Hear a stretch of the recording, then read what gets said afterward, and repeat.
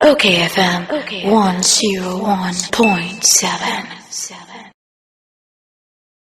Ini na wonim nyafo Dr. Henry Kwabena Kokofu ewa ahomaso former MP4 Bantama yene no entwetwe enkomo na yenhwe de eko. Wa me moache. Oba moache o. Empomai. Boko na so Oh, adom ne paibo. Ami. Na sorry kama. Kakra yebende. Na maba wo nchen a na anu enu kasa na abato yi wonemu a wonsoso wodi wanu akotwa wisi ehwe de ekoso na anu ada na ye de ba wieye a nene akina ye mopap na woni ye che de okohunu ya etesei Saje fu mama atiefo nyina akia no pei titu amampani ne amamu mpani fu nyina kwam se oneme ubisame abunture ho asem ne ade a me ne anuanom ne adofo a nimdifo a ekase saa exercise voter register exercise the most successful ewo yamamu nhihyiemu dabato nkuntabuo ene anamo a yetu edeto aba saa krate ya nyina ya boa ami ya tintin letter commission manage mensa dano eye ni a kwame ube tie di ho adanse se o mabo adwuma papa ade aso ani manya ne tie se yambo abnada ombeye central point emu no mo de o andu bi sem nyina be kuga na ni a etia pote no o mo de aba be kuga but ansana o mo de be ba no o wi ehwe ani mu na ahwe provisional results and our provisional figures aba and then to my poko so near the can we are which near G to say one of the most successful exercises for men yahu na ayi honorable would ye why MP da wako elections da why eniema why bantoma chairman da edie be ne wasa abatu di ntwere mu a we menteme ho ase we se me didi pe kwa ekotwero din we se me yesei edie ba ade pa na wo mu a na binumu edi nkrofo free ebi constituency we kwa akotwero din na obi so di free akotwero din eno ye baako wo ba hwe na obi nya Ghana ni ne nkrofo akose wo mo na wo mo de wo ma ba na wo mu twero din enempo Daily Guide say 2 foreigners jailed over voters registration na no to baako efri Nigeria baako nso so efri se Togo na ya jail wom 2 years Keta Circuit Court a jail wom edie ben pa na wo mu a e ma sa ni pay eba ana omko be register na ni pe ko form so om me register ame tumidie kure ya amayokuo ahodo aka a ye New Patriotic Party aka ho na afoforo ka ye ni so ade huna ne se ye be ya amayokuo na ye de be bonto ani be di nkunim na ye ba be di oman no anim abesom oman no saa na ankran nso ani so ade hunu etie ansa no maba amayosemu enuti political party wo be ye be bonto asede ya na wo di mu posede ya na unni kumi ne kwan so be ba ba mu a kwa ni nyina be ka atiri enuti eba eduru ni sape na aye ni bresem na esese kwan bia onia no zuso ofaso a eno no bebo ama na mayokuo adi nkunim na chese saade na ekoso na no mu no ana parliamentary so nza parliamentary abaso no enti se presidency adio kwam chemu maye the parliamentary dia no enti se ayi dia no presidential dia no parliamentary dia ne dia obomodina ya bokoboko na unya one vote kra na chese wadi kan so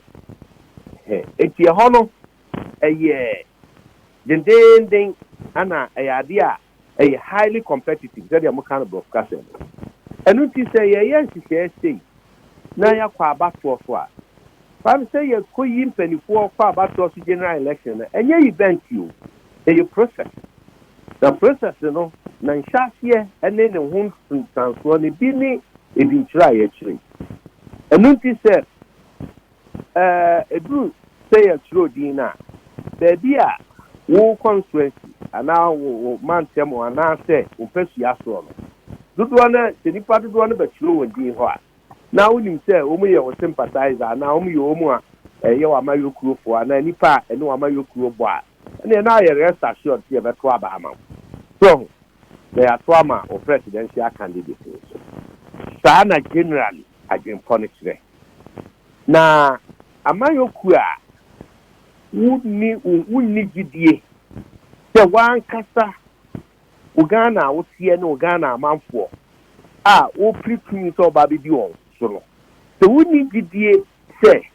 Ghanafoɔ na dodoɔ na yɛ Ghanafoɔ no bɛfiri wɔn pɛm ato aba de ama wo ama nkunimdi aba wafa as individual sɛ bi a MP anaasɛ the general wo presidential candidate na amayɔkuo no adi nkunim anya majority aba parliament abɛyɛ majority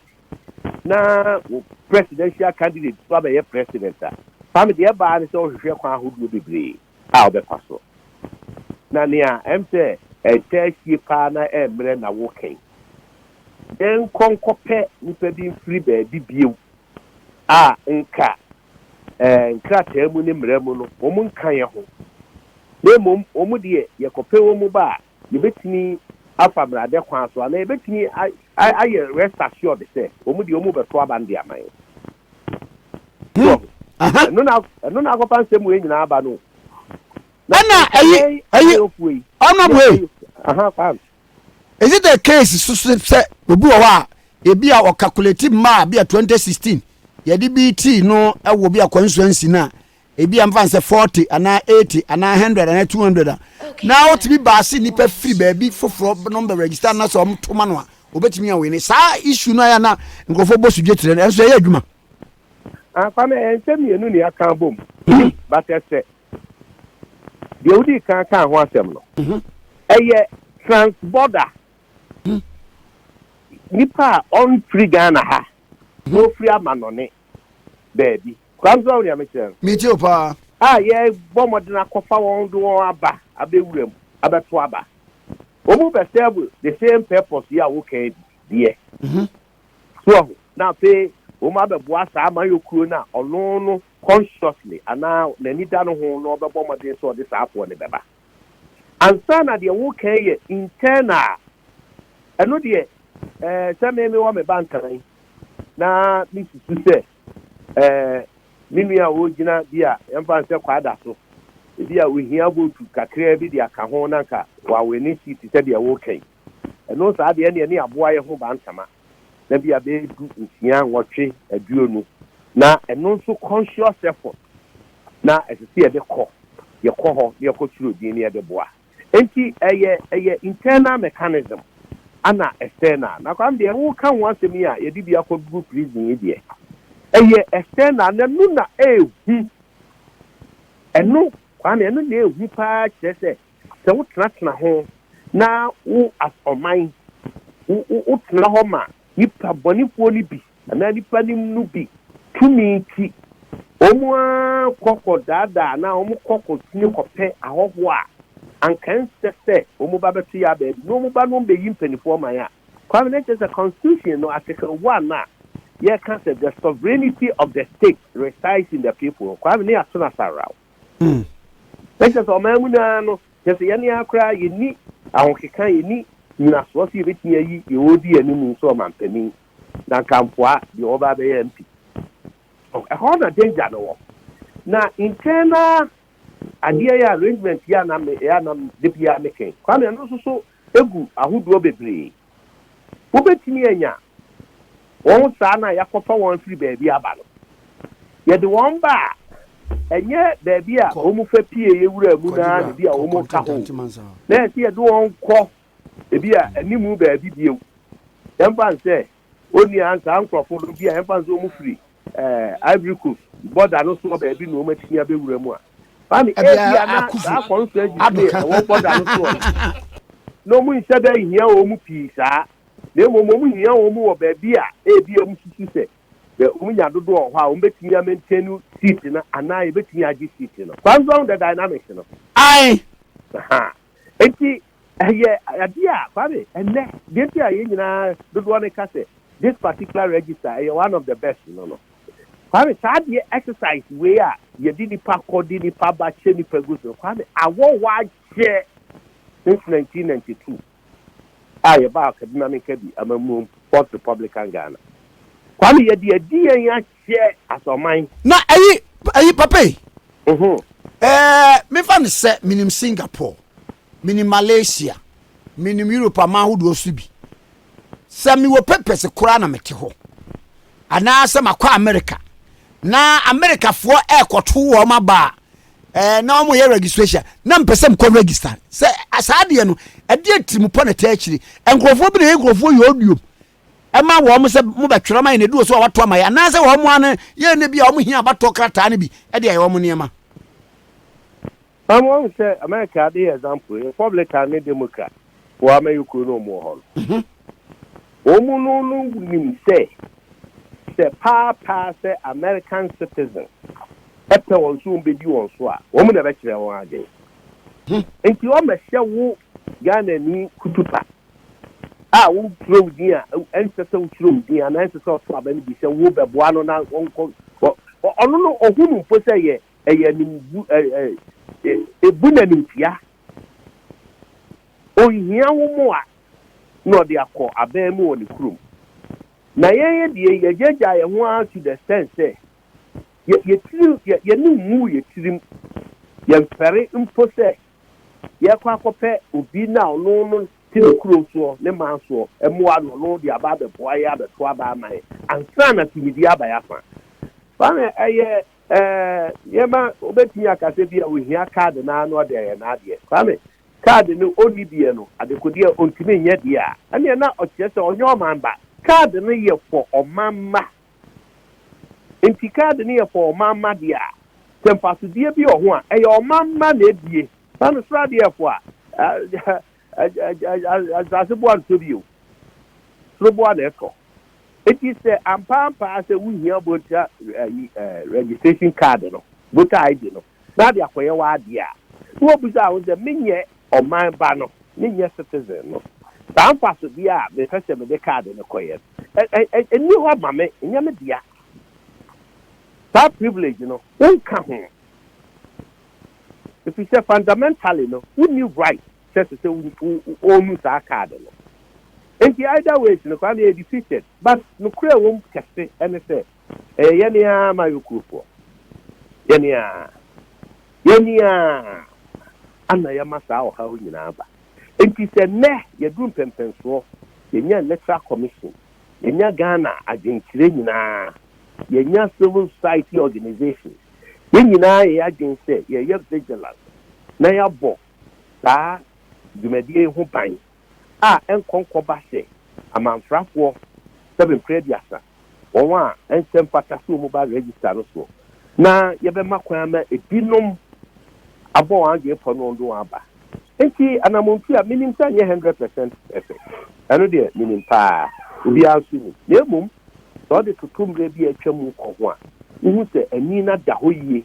afi ya senkana oha na beba be fremu a you can be sure se bia be numa na bibi na no krampo electoral commission ti anamon so atia bejaku se won hwe na the clean up it say the crash binu ayi honorable sadie way was something we dreaded of say ye ma foreigners metwiro din enti we no so asasa ba be wuremu no eye dia asem ni Kwamtimi waka kramam. Mese sana obi be wuram na ade. Mese ade ana ye nyina ye suro. Ene se ye benya foreigners, ye benya nkwada, ye benya obi eni se ntibidi o twiro ni din wa abato nwom. Ene ye de aye. Weyi a afei na bia be wuram afei ne ye be clean up yi. Ye koya na se bai. Oh kwam ye koy. Eye. Ye koy kopim se de medical aka no. Se wodi tutu se ni ani a eye ewo fom kra sa hawo no ewo fom the two maybe atwam kwa ho a eti ye clean up no so I'm saying bibi a uye bia ade nso hwe aye tire uya na tire wi a usan kwa chire bre wo mu a so okohwe bia na de osusu se nka ye correct no bia be hwe na enye ebi so ade o fi se enye no bia na ye nti bibi bia uwie na bo achire a eye no ti na mo friend said despite group of companies media obi bia mo ya ho tie no nti okay FM ne muni anu maka bibia mo ya mo san hwe to mo bo san hwe achire se aso de ba abontin abrati ekui saa na tia na enu mo so ne news no saa so am president po ya so ne so no editafo o ma edit news editing yaza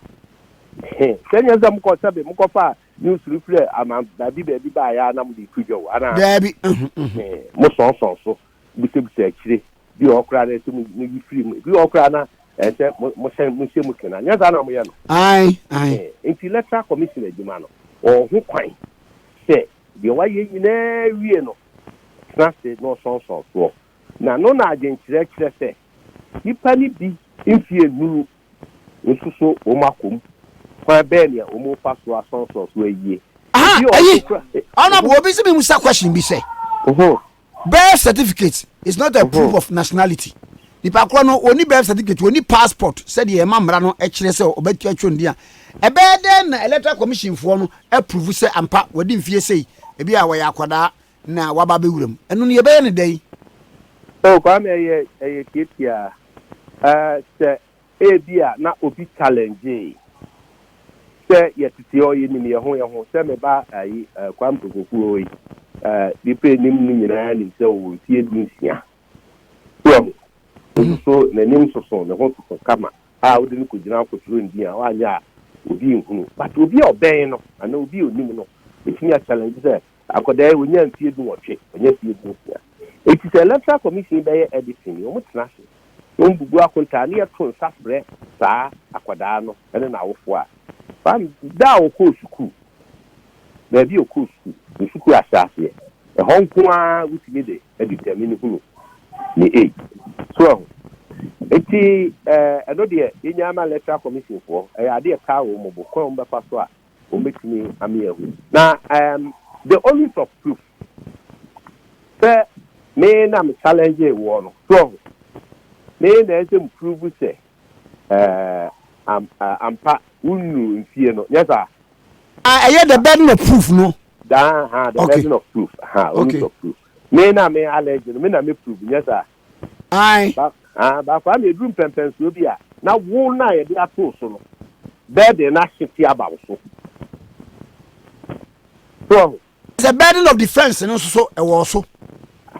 also it is just all be proved say am pass we dey do what any actually anyway ebinum so kura kwa ebinum dini wo mienu na o sanya sa abo na fusem ne sa ne ma ne we nyina anka kwa ne da kura ye ntie punu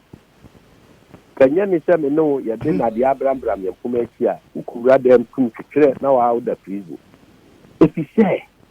ade enye obi dia no obeba ba be fa na so obefa akokra ampo na nko bi ja outa ka haje anya no edi udem ana wakumo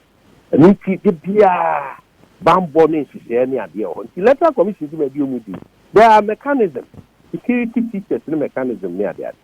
and kwame one maybe chairmu ye so di wi say ya no the electoral commissioner never pass for exam oba bontin openly o say ye register no kwada ne ade wo su bebre ebinum wo so akense so mu wo so nso say ayet na mayen ye ntimi nyi wo mu mfiri so oba television so de be kire kwawe ya kwa bedroom pempen so bia ye wo electoral commission ye wo nhihye a ebru saable no one two on san kolwiem anka se anto ayi na anka se na ewo so ntino ye ni hwe ye dabi ye obibi ye no one among you from the first ever in the history of Ghana yet nya okukudro asoman na ya prosecute ni pa no mo a ye nim se omu free Ghana na omu pekwan abewura registration first and very very very good president MIA a kyerɛ obi biara wote hɔ na obi bɛdaadaa wonyɛ Ghana ni na baabi a ɔbɛfo afiri na twendwondwo wodi n'akyi na aba na mmara so mu si ekua Ghana mmara ɛna obedi sɛnka mmara bi a atwa mu yɛnya akokoduro ɛna yɛnya apepa sɛ yɛbɛti saa na mo yɛ protect Ghana deɛ yɛ biara kwan deɛ yɛ biara ɔmaa ne yɛde ɛbɔ ne ho ban yɛn if we said the constitution says that the sovereignty of Ghana resides in the people of Ghana. To me, man, a unipa, or man, one dia. So, in that time, I'm proud of the problem. Now, yeah, man, and you see, now I'm proud of every teaching years that at the Nico Rebe before. Now, you're quite an eye by. Eti, send me a TBR. Sebia me ubusame electoral commission for ejimo me kwame anya me dey say mama on 70%. By the time on be able to clean up near the nyina be now the bear 8% can on no 78%. Kwame make say ejima mu o ha ya de papa na today nyina so dem fama ye ne ya ho Ghana fo if say yen anya nya akukuduro yen ne ekasi esitiri mu kan say ye mani yɛbɛtie ho asi hɔ na sɛnea ɔhaw ti biara no aban ne ɔmampani na n'adanko akufo ado atwa sapa na akyerɛ akokoduro kankɔ ne amamuo nhyehyɛ nti no Ghanafoɔ de yɛho bɛgyim na yɛama yɛn ho kwan na yɛatu saa anamo nti aseda wɔ hɔ ma Fɛbi Ampɔn nanso yɛyɛ nipa yi na yɛsɛ yɛde aseda mmɛm yɛn ho mo nsɛntwerɛfo yi mo abɔ mmɔden papapapa ɛnyɛ yie nipa yɛbɛbɔ maa yɛbɛkum nipa yɛma nipa ni bi ntwerɛ wɔn din ana nipa yɛbu akonta na kwam kobu sɛ nipa 4 million ana ɛwɔ Ghana card ana less than 1 million asɛ ɛwɔ passport nti yɛbɛtwerɛ bɛwie no saa nkurɔfoɔ no about 5 million pɛ ne bɛtwerɛ wɔn do kwam ni provisional figure no wate I'm at over 16 million. So saa argument na no mo yɛ de mmerɛ na wei Ena enipa 30,462 ya challenge wo mu 30,462 ya challenge wo mu 30,000 over 30,462 Kwame I can assure you say about there 60% may go through when challenge no so dey wo mu say my juma media we want bank money am challenge no be challenge obi ni ad e do say omra na omel substantiate ni claim na onfa ayi meta kira Kwame onsio na the na agency for ni bi ni ye ne se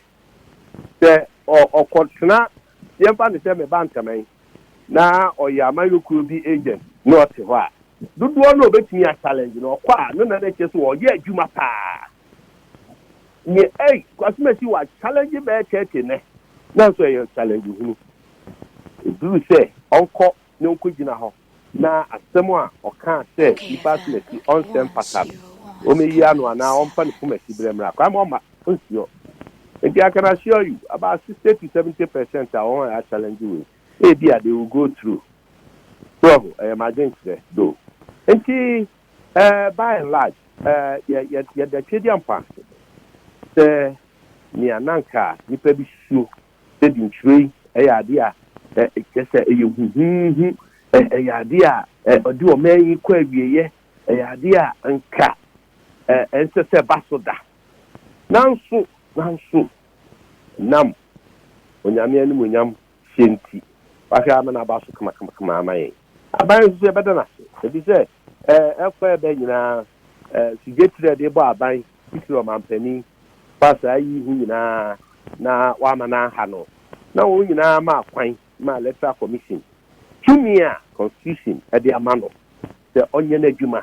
aban amfa na huna me huhua mu amfa na san keka na wantie pressure ne ade a ɛwɔ ɛfira baabi bi ba na mmom aban ɛbɔ ɔmɔden a ɛhwɛ sɛ deɛ ɛsɛ pata Ghana na mmara ɛma ho kwan sɛ yɛnyɛ no electoral commission ayɛ na ayi baako a NDC foɔ abɔsoboɔ no sɛ baabi te sɛ Banda baabi te sɛ Volta region asogyafoɔ ɛna wɔn akɔgu hɔ ɛna wohwɛ video bi kɔ asogyafoɔ no mmom na ɛkyerɛ sɛ wei yɛ Ghana ni wei nyɛ Ghana ni ɛyi nipa free line mu ne adeadeɛ eti wɔn press conference baako wɔn yɛɛ no wɔn sɛ wɔn de soboɔ bɛbɔ mampanin esan sɛ wɔn yɛ commander in chief of the Ghana Armed Forces eti sɛ wɔn huru biribiara video no yɛ an evidential proof enough sɛ nko betumi aka bibi saa nsɛm wɔn wuti ɛto sɛn. Kwame TV na just ejame esere ame die okedi eyeye the otu adamu eyeye any the court of law competent court of law enu bi na court aye a wakasa ohu se me ba nti court no betimi akasa asojafo nso mfiri ho dabi Kwame nya court na akasa asojafo nso mfiri ho de ene na wo just say Ghana fo nso mfiri ho ana. Okay. So therefore, no me idea ya. Omu ye Ghana for ma. Ana wo adwuma ne de yen. Wo adwuma ne se omu bo oman ho ban. Ana edie na ehu nti ezo mbo oman ho ban. Ene se afoforo bi a omu nya Ghana for fa kwati kwan. We should not forget say ya toto borders mo. Enti ordinarily the borders ye adwuma. Ana ye bie borders. Ana yesusu se obi foforo bi onye Ghana ni ana obewuram abewuram immigration for adwuma daada adwuma omuye ene custom we die ya to bodem no nipa bi abo wadwe pose baby a ensem fata enye approved group anu mu be fade awuram kwam ne ewa etiti afie mu me ba ho na epono da ho na kwam me se me fa na mkofa mpoma mu ntu be hwe me hanza adempa na me de wura fa mpoma mu abesi wodem ho. So, enti se sana akoye dia ene necessary ye brief up security. Ye brief up security not particularly said in short name se beye na to aya to border no ye betinya enforce ni ye. Na utie Minister of Defense kra. Omiati ase se. Sa sojafo no me ade bebre kra wo ho dada. Wo sa man ntwi aso ba bi bebre dada ande ho akohia se ese omoboa na bambo ho sise ekọ anim as to say ye twi obi afri line mu ene ho ahwan but as we speak today obi biara obi susu se on o chironi di enyeye no ye hoho na oye kwani obi anya akwan kwotro ni din wo so na emom sa nipa no wo challenge kwani what you say let us say meet you obi anywhere he was physically prevented say man through with you for all you know that line ya see achi obi afiri mu ya see aye see ni ade wo bekom na adwempo a chekira say yenya bibi mfankyira mansan say na ekoso ba no mo predict say nipa be call register so 4 million na omo Ghana card and almost about 2 million na Ghana passport thank of we pay and your first register o san omo kan say nkurase enom ne ba bi bebre o ni a oni Ghana card oni passport o mbe ye dey ama me kura me kan say me makura amre dane ni amakurum ntro mi din bantama wia na me kwakwasra won na me duru ho na nipa dodo na ni Ghana card ne passport wa etina say matro mi din na me wo card mi din me tiye di adansi ama nipa bi di adansi ama won na edu ni nya bi a sa du nu so betiye di adansi ama du saa wo ha nti say ekura na di nipa ayi ahanum na wo ha na tu ampampa o nyina ye Ghana fo na ampampa o nyina nsie bro nsie du wotwe kwani enni gina ebetinya show bi edi ampani ampa ana yahunu enti as we say na me jaza banda aden die no musro wo banda conference die pa no musro wo banda conference local region ni say local region one of the greatest gateway to Yemen free aflao ni adeba efedi ahodo nyema bibre kutahudi ahodo hot ketepa na efriba bawo ni man kurentia Dabi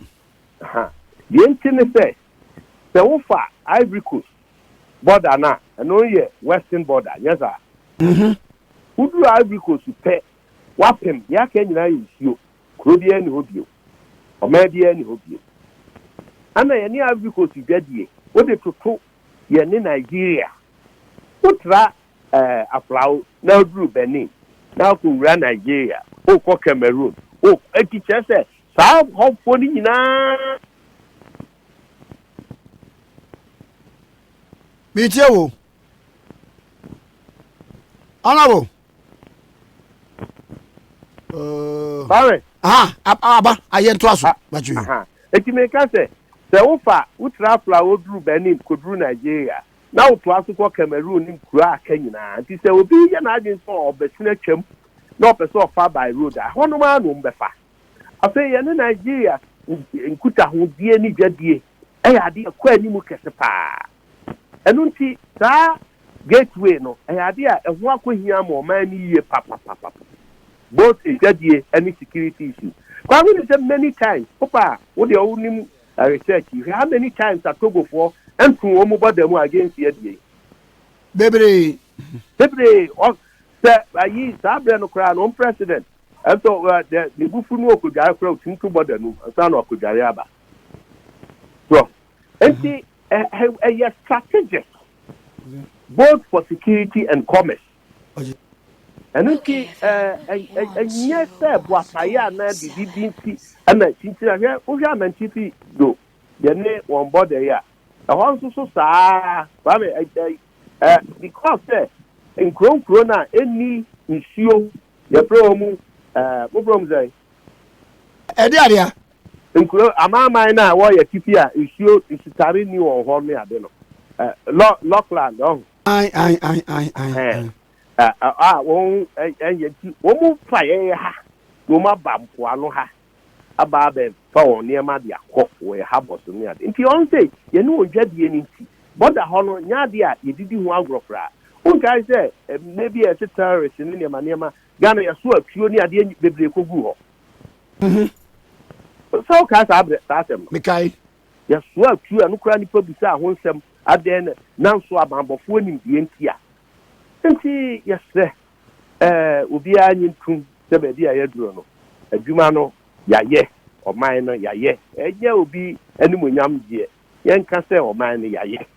yen ni yaye se bibi nsi odie kakra bi bebi wo bebi a yetenetene na be yi a yen tena so ne mfa yagene mpam ho yen nyina antene na bi se oman ni yeyi a eya me nyinara and truly kwame ya pan se yetihwe na unim pese se kumidie nti afoforo a onka wo man yi ho eba be kire o kandifo either parliamentarian na presidential kwame basa eya ni nti aburo mo man no egu ye ho fi nti se ya adwen ya fa kwan nyina so na nyame aboa me abedu baabi be tie ya ndisi fo be mse fidie no kra anye fidie dada no ebe mu hwese electoral commission betini atra odi fidie akwa ba akokra de osijama omu yanchene nsa no eno point bi obi raise ye ne say electoral commission timi detect say obi atro ne din mienu enti na chama ofuso mpofo argument ne say afidie new one ya wo mo de tro yi eno no intimi detect sage so ma wie ena wo de kogu